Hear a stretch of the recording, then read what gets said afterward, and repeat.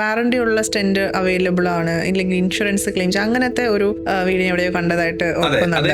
ഇപ്പൊ കുറച്ച് കാലങ്ങളായിട്ട് ഇപ്പൊ നമുക്ക് രോഗികൾ, ഇപ്പൊ നമ്മൾ ആൻജിയോപ്ലാസ്റ്റി എന്ന് പറയുമ്പോൾ രോഗികളുടെ ബന്ധുക്കൾ വന്നിട്ട് നമ്മൾ ചോദിക്കും, സാറേ വാറണ്ടി ഉള്ള സ്റ്റെന്റ് ഇടണം അല്ലെങ്കിൽ ഇൻഷുറൻസ് ഉള്ള സ്റ്റെന്റ് ഇടണം എന്ന് പറയും. പലപ്പോഴും ഒരു കാര്യം വന്ന് പറയുന്നുണ്ട്. കുറെ നാൾക്ക് മുമ്പ് ചില കമ്പനിക്കാർ നമുക്ക് ഈ സ്റ്റെന്റിന് ഒരു വാറണ്ടി അല്ലെങ്കിൽ ഒരു ഇൻഷുറൻസ് പറയുന്നുണ്ട്. അതായത് അവർ പറയുന്നത് എന്താണെന്ന് വെച്ച് കഴിഞ്ഞാൽ, ഒരു 6 മാസം അല്ലെങ്കിൽ 1 കൊല്ലത്തിനകത്ത് ഈ സ്റ്റെന്റിൽ വീണ്ടും ബ്ലോക്ക് വരുവാണെങ്കിൽ അവർ ആ സ്റ്റെന്റ് ഫ്രീ ആയിട്ട് തരും, അല്ലെങ്കിൽ ആ സ്റ്റെന്റിനുള്ള ചികിത്സ അവർ ഫ്രീ ആയിട്ട് കൊടുക്കും എന്നുള്ളതായിരുന്നു ആ ഒരു സ്റ്റെന്റ് റീപ്ലേസ് ചെയ്യും. സ്റ്റെന്റ് നമുക്ക് വീണ്ടും സ്റ്റെന്റ് ഇടേണ്ടി വരുവാണെങ്കിൽ ആ സ്റ്റെന്റ് അവർ ഫ്രീ ആയിട്ട് തരും. അതെ. പക്ഷെ ഇതിലൊരു കാര്യം എന്താണെന്ന് വെച്ചാൽ, ഉദാഹരണം നമുക്ക് എന്ത് സാധനം മേടിക്കുമ്പോൾ നമുക്ക് വാറണ്ടി ഉണ്ടല്ലോ. ഇപ്പൊ നമ്മൾ മൊബൈൽ ഫോൺ മേടിച്ച വാറണ്ടി ഉണ്ട്, TV മേടിച്ച വാറണ്ടി ഉണ്ട്. പക്ഷെ ഞാനൊരു മൊബൈൽ ഫോൺ മേടിച്ച് വാറണ്ടി ഉണ്ടെന്നും പറഞ്ഞ് അതിനെ എറിഞ്ഞ് പൊട്ടിച്ചു കഴിഞ്ഞാൽ നമുക്കത് വാറണ്ടി തരാൻ പറയാൻ പറ്റത്തില്ല. എന്ന് പറയുന്ന പോലെ ഈ സ്റ്റെന്റിനകത്തുള്ള ഒരു പ്രോബ്ലം വരുന്നതിന് പല കാരണങ്ങളുണ്ട്.